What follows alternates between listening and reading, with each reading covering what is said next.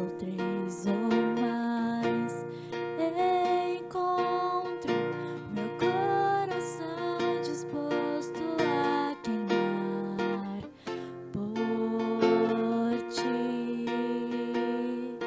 Todos os versos e canções que eu conseguir cantar, todas as vezes quebrantado, só quero te falar.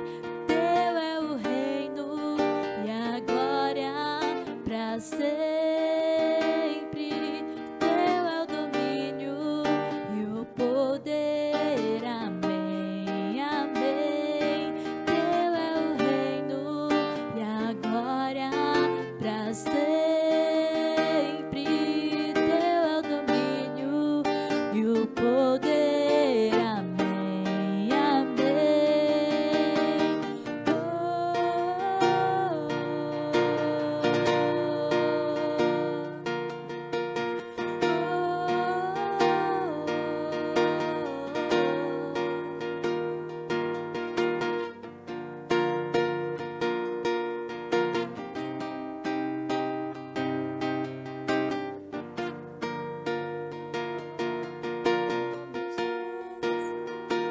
Só tu és santo, só tu és santo, não há outro como tu, não há outro como tu, não há outro como tu, não há outro como Jesus. Só tu és santo, só tu és santo, não há outro como tu, não há outro como tu, não há outro como tu, não há outro como Jesus.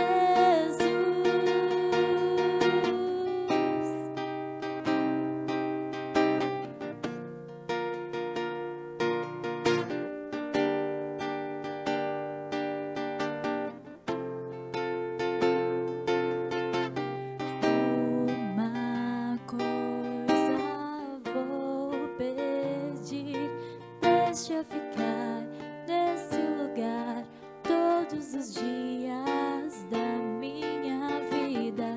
Uma coisa vou pedir, deixa eu ficar nesse lugar todos os dias da minha vida.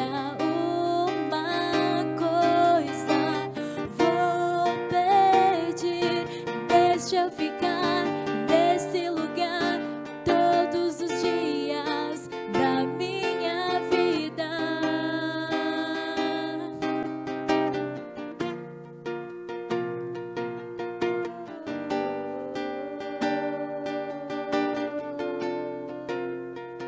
Só tu és santo,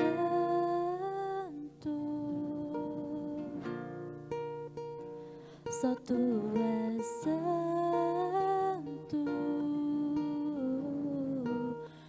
não há outro como tu, não há outro como tu, não há outro como tu, não há outro como Jesus.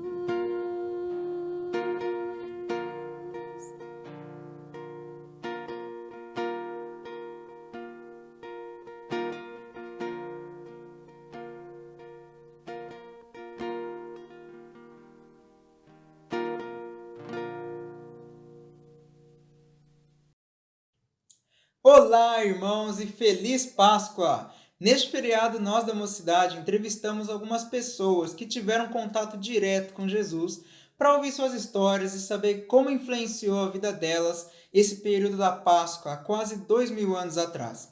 Vamos ouvir alguns desses testemunhos e depois a gente volta para refletir sobre a importância dessa data para nós hoje em dia.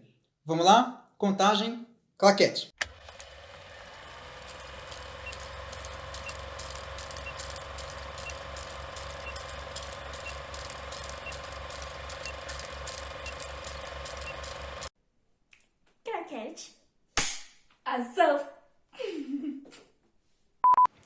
apóstolo João, estive com Jesus durante todo o seu ministério e presenciamos coisas incríveis, sério mesmo.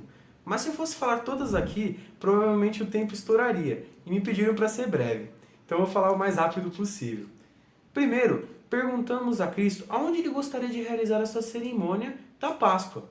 E ele nos pediu para procurar um homem na cidade que estivesse carregando um jarro d'água. De início a gente achou meio estranho isso, porque normalmente isso era a tarefa das mulheres daquela época. Mas confesso que foi fácil de encontrá-lo. Fizemos tudo o que ele ordenou e encontramos um lugar chamado cenáculo para realizar a cerimônia da Páscoa. Enquanto nós estávamos na cerimônia, Cristo falou que um de seus discípulos, o trairia.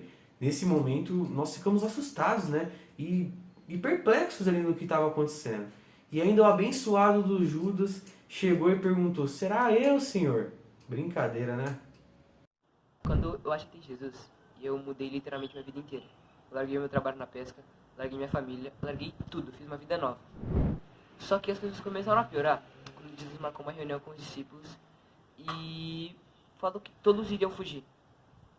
E um ia trair ele, e ele depois disse que logo eu, particularmente, eu amava ele mais que todo mundo ali. Falou que eu ia negar ele 3 vezes. Vê se pode eu. Piorou mais ainda quando Jesus chamou eu e mais outros 2 discípulos para aguardar enquanto ele orava no monte de Getsemane, conversava com o Pai. E a gente dormiu, cara. Ele veio, exortou a gente, e depois a gente dormiu mais 2 vezes. Quando a gente acordou depois, a gente viu o Judas. O incrível Judas traiu Jesus, veio com os guardas e levou Jesus preso. E eu acompanhei a crucificação bem de longe. Eu tava com medo que as pessoas me pegassem e descobrissem que eu andava do lado de Jesus. E eu neguei, como ele tinha dito, as 3 vezes. Após Judas ter feito aquela coisa horrível com Jesus, ter traído o próprio Filho de Deus, Jesus ele foi levado a julgamento.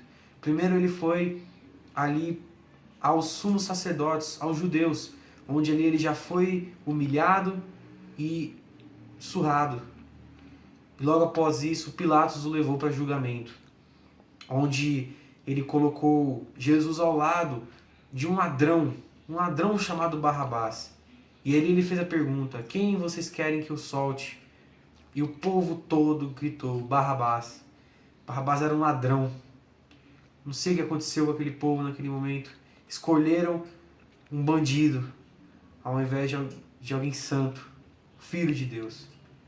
Após isso, Pilatos mandou mandou chicotearem Jesus, E ele mesmo insistia, dizendo que não havia culpa em Jesus para acusá-lo dessas coisas, nem mandar matar Jesus. Mas mesmo assim, os judeus continuaram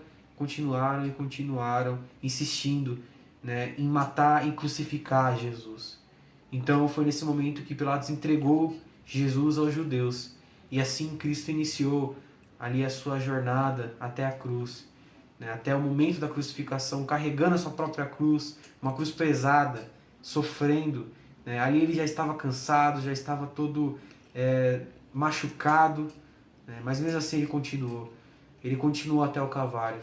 E lá, Cristo chegou, foi pregado na cruz, pregaram os seus pés, as suas mãos, e estenderam a cruz.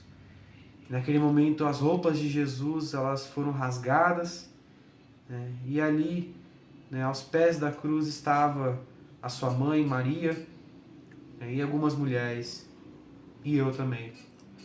Eu era o único apóstolo que estava aos pés da cruz naquele momento. Cara, aquilo doeu demais. Doeu demais. Era mais ou menos meio-dia e o céu ficou totalmente escuro até umas 6 da tarde e o sol parou de brilhar. Eu estava em frente à cruz quando Jesus bradou, e pela forma que ele morreu, me dei conta, de fato, pois este era o Filho de Deus. Bom, após tudo isso que aconteceu, um homem chamado José de Arimateia, que ele era um discípulo escondido de Jesus, ele foi até Pilatos e pediu o corpo de Cristo, implorou para Pilatos. E Pilatos ele deixou que levasse o corpo de Jesus para sepultá-lo, né? E foi isso que José fez, ele recebeu essa permissão de Pilatos e levou Jesus para um túmulo que nunca tinha sido utilizado antes. Então, ele levou Cristo até lá e um homem também chamado Nicodemos, que era um homem que já tinha visitado Jesus antes, ele foi lá também para ajudar a sepultar o corpo de Cristo. Ele levou alguns óleos, algumas especiarias, e assim eles fizeram o sepultamento de Jesus. Enrolaram o corpo de Cristo em um pano, né, e colocaram dentro do túmulo. E após isso eles foram embora. Mas após 3 dias, né, depois, no início da semana, bem cedinho, né, algo surpreendente aconteceu, pois Maria Madalena chegou correndo para mim e para Pedro, né, dizendo que o túmulo tinha sido aberto. Nossa, nesse momento nós ficamos impressionados, não entendemos o que tinha acontecido. Então nós fomos correndo até o sepulcro e quando olhamos lá não tinha mais ninguém, o túmulo estava aberto. E nesse momento nós nos perguntávamos, mas o que está acontecendo? Não estamos entendendo nada. O porquê que isso aconteceu? Era domingo de manhã. Eu e outra Maria tínhamos ido visitar o sepulcro. E daí a terra tremeu. E apareceu um anjo do Senhor, que disse para não termos medo, e que aquele que procurávamos já não estava mais lá. Saí dali e dei de cara com Jesus, mas não o reconheci. Ele estava glorificado. Só percebi que era ele quando me chamou pelo nome. Conversamos e fui correndo avisar os discípulos que havia visto e falado com o mestre. Nós estávamos indo à cidade de Emaús. Fazia 3 dias desde a morte de Jesus. Estávamos conversando a respeito disso e enquanto caminhávamos, de repente, o próprio Jesus começou a falar conosco. Mas por alguma razão, na qual eu não me recordo, nós não o reconhecemos.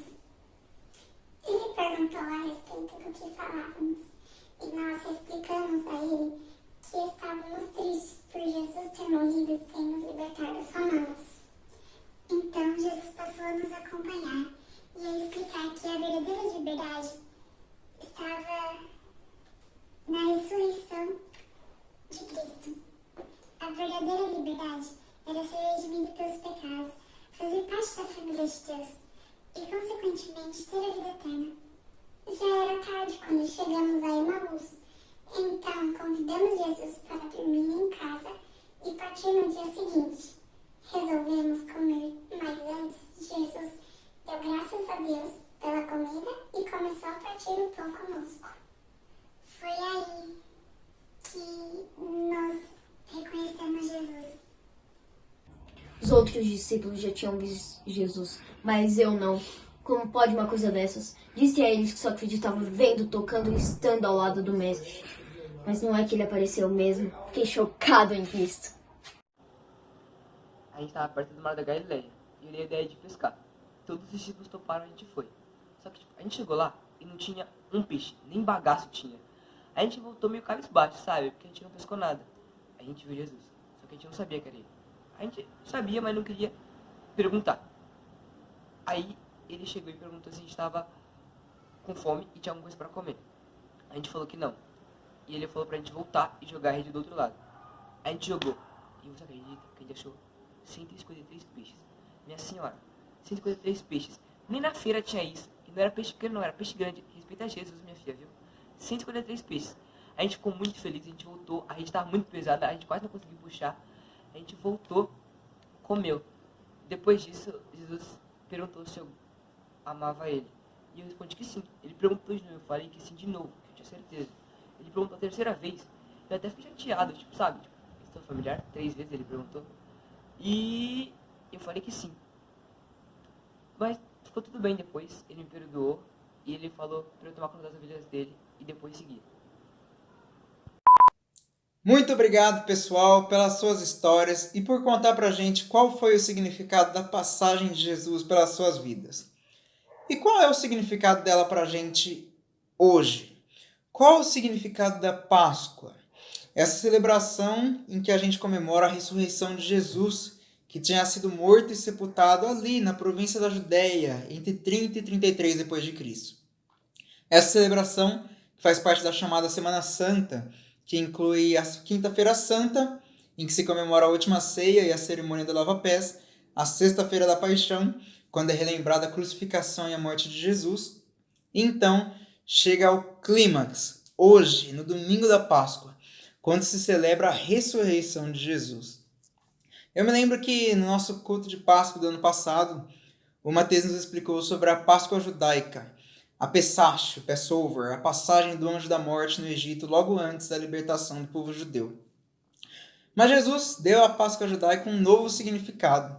Na última ceia, ele identifica ali o pão e o vinho como sendo seu corpo, que logo seria sacrificado, e seu sangue, que seria derramado em lugar dos pecadores. Nesse sentido, então, Jesus ali ele estabelece a ligação da Páscoa judaica, que celebra a libertação do povo judeu do cativeiro egípcio, com a morte que ele sofreria para nos libertar do pecado. Todas essas afirmações a gente encontra em várias passagens da Bíblia que nos mostram que a celebração mais importante para nós é qual? O batismo? O aniversário da igreja? O aniversário do pastor? Não. A celebração mais importante de todas para nós é a Páscoa. A Páscoa onde, através da morte de Jesus na cruz e da sua ressurreição, nós vemos a maior inversão de todos os valores humanamente construídos. Nos relatos bíblicos da crucificação, nós vemos a total inversão daquilo que é buscado pelos seres humanos.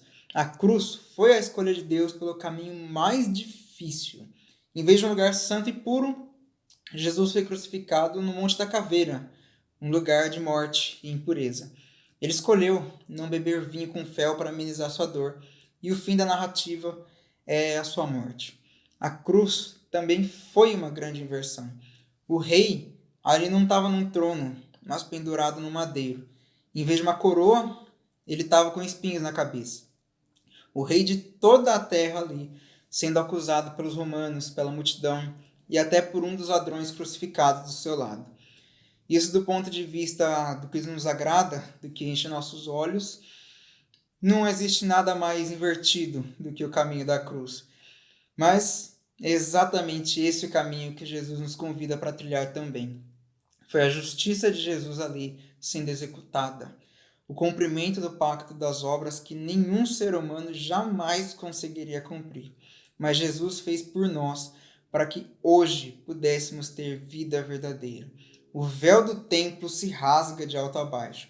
Os santos que tinham morrido antes da crucificação ressuscitam. Os romanos pagãos confessam que Jesus era mesmo o Senhor. E a igreja, alguns discípulos ali, os pobres discípulos permanecem, mesmo que de longe, se arriscando a acompanhar até o fim. É nessa inversão de todos os valores humanos que rompemos com o ciclo de morte incontornável a todos nós. E hoje nós podemos celebrar a maior libertação que a aliança com Deus proporciona. O Evangelho na Páscoa, a vida na morte da morte. Isso também nos leva a pensar, o que te impede de confessar Jesus publicamente? Muitas pessoas, afinal, creram em Jesus durante seu ministério, mas permaneceram em silêncio, talvez porque tinham medo de perder alguma conquista com a sua fé. Porém, eu acho que talvez nenhum dos discípulos secretos de Jesus tenha sido tão importante quanto José de Arimateia e Nicodemos. Em João 19, a gente vê que os dois que se encarregaram do sepultamento de Jesus, quando todos os discípulos tinham fugido e ninguém teve coragem de pedir o corpo de Jesus, José vai e pede. Correndo o risco de ser associado a Jesus e incriminado junto dele, José vai até Pilatos e pede para sepultar alguém que tinha sido condenado como criminoso contra o império. Marcos diz até que isso foi uma decisão de coragem. E esse momento em que José e Nicodemos assumem publicamente seu discipulado é, no mínimo, controverso. Porque quando já não fazia mais sentido arriscar a reputação por causa de Cristo. Porque Jesus tinha morrido, né? As promessas pareciam ter desaparecido. Mas é nesse momento que o sepultamento digno do rei vem na hora certa, preparando a cena para a ressurreição no domingo. Esse ato de bravura de José de Arimateia vem pela clara convicção de que Jesus era o Messias e deveria ser tratado como tal. Os 34 quilos de mirra e aloés que Nicodemos trouxe, ou a sepultura no jardim, digna dos grandes reis de Israel, mostra que Jesus recebeu o funeral digno de um rei e sacerdote. E não só os dois ali, mas também outros como Pedro, João, Maria Madalena e alguns que a gente nem chega a saber o nome, como os 2 discípulos de Emaús. Todas pessoas cujo reconhecimento da passagem de Jesus na vida delas não permitiu que elas ficassem quietas. Tudo isso me faz pensar o que me silencia para confessar publicamente Jesus e tornar explícita a minha dedicação a Ele até a morte. O que é capaz de rivalizar com Cristo, a lealdade do meu coração? Nessa época, mantenha-se vigilante em suas lealdades do coração. Veja o que te silencia, o que te impede de assumir a dedicação a Cristo, mesmo que isso custe algumas relações ou privilégios. E se alegre com a possibilidade de sair do anonimato e poder louvar o Rei da história. Os acontecimentos comemorados na Semana Santa são o fundamento e o centro da nossa fé, pois é por meio da crença nesses fatos que o cristão entra na vida do reino de Jesus, o Senhor de todo o universo, e tem a esperança da ressurreição dos mortos e da vida eterna. O que nós temos entregado para o mundo hoje? Que testemunho você tem dado sobre a passagem de Jesus na sua vida? Cristo ressuscitou dos mortos. Pela sua morte venceu a morte e aos mortos deu a vida. Que Jesus abençoe nossas celebrações, porque Ele está vivo conosco hoje. Então vamos orar em gratidão por mais uma Páscoa. Ó grandioso Deus, grande Senhor, Deus, muito obrigado por essa oportunidade de mais uma vez nós estarmos celebrando a sua Páscoa, Deus. Obrigado, porque foi o Senhor quem veio até nós, o Senhor quem escolheu trilhar o caminho mais difícil em amor a cada um de nós, Deus. Deus, muito obrigado, porque o Senhor não nos deixou perdidos nos nossos pecados, Deus, e nos motiva, Deus, nos dá força a trilhar esse caminho de cruz junto com o Senhor também, Deus. Pai, nos leva também a sermos filhos e servos obedientes, Deus, que não vão ficar quietos, Deus, perante essa passagem que o Senhor fez nas nossas vidas. Deus, que o Senhor nos leve e coloque no nosso coração pessoas que precisam ouvir da sua mensagem também, Deus. Pessoas que precisam fazer a passagem da prisão do pecado para a liberdade que há no Senhor, Deus. E nos move até essas pessoas, Deus. Que o Senhor nos use aí como instrumentos, Deus, para levar a cura aos corações, Deus. Em nome de Jesus, Deus, que todos nós tenhamos grandes testemunhos para contar do que nós vivemos com o Senhor, do que o Senhor fez nas nossas vidas, Deus. Em nome de Jesus, Deus, muito obrigado por a sua Páscoa, Deus, e que nós estejamos juntos por muitos anos para celebrá-la ainda e também por toda a eternidade aí no seu reino, Deus. Em nome de Jesus, Deus. Amém.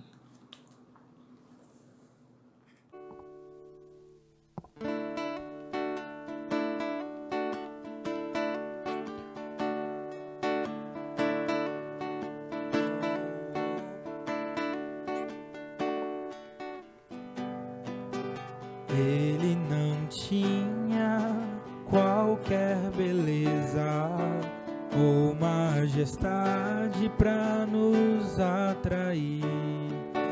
Nada havia em sua aparência para o desejarmos,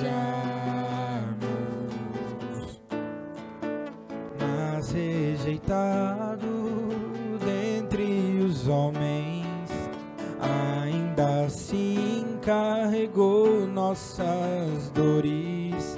O seu castigo nos traz paz e a esperança então se esvai. A oferta pela culpa Ele ofereceu para satisfazer o Criador. Ele morreu para que a sua luz em nós pudesse brilhar. O Filho do amor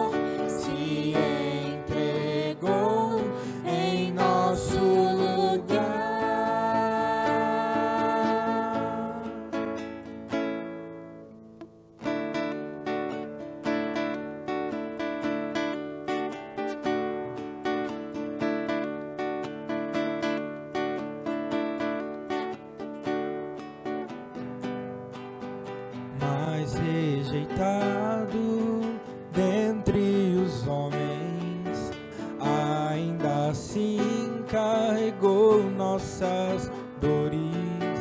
O seu castigo nos traz paz e a